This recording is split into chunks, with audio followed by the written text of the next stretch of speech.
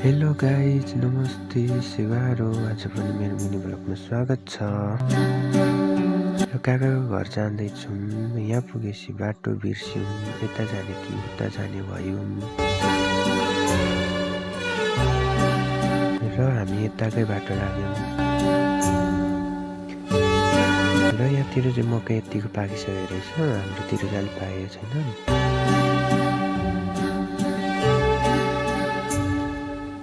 मेरो जुका आयो कि भनेर मैले हेरेँ तर थिएन आएको। र हामी सरसर अघि बढ्यौँ र जाँदै थियौँ बिस्तारै। मम्मी र म जाँदैछौँ काकाको घरमा। यति बेला चाहिँ र जाँदा जाँदै यहाँबाट चाहिँ हल्का थोरै काकाको घर पनि देखिसकेको छ। र हामी डाँडामै पुग्यौँ। घर चाहिँ यही हो गाइजहरू। अब हामी ओह्रालो लाग्छौँ।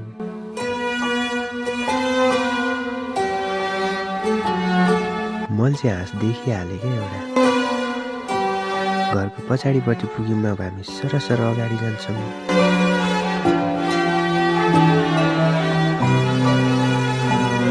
काका चाहिँ घरैमा भाइ बोकेर बसिराख्नु भएको रहेछ। भिडियोमा चाहिँ अलिक क्लियर आएन। र यता चाहिँ भाइ स्कुल जानुलाई नुहाइरहेको रहेछ, तयारी गर्दै रहेछ। र हामी चाहिँ पुग्यौँ गाइजहरू। घर चाहिँ यही हो। कस्तो लाग्यो?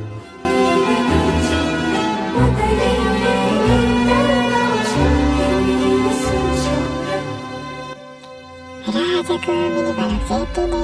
अवश्य अर्को मिनी ब्लगमा भेट्नेछौँ। Have a good day, bye by.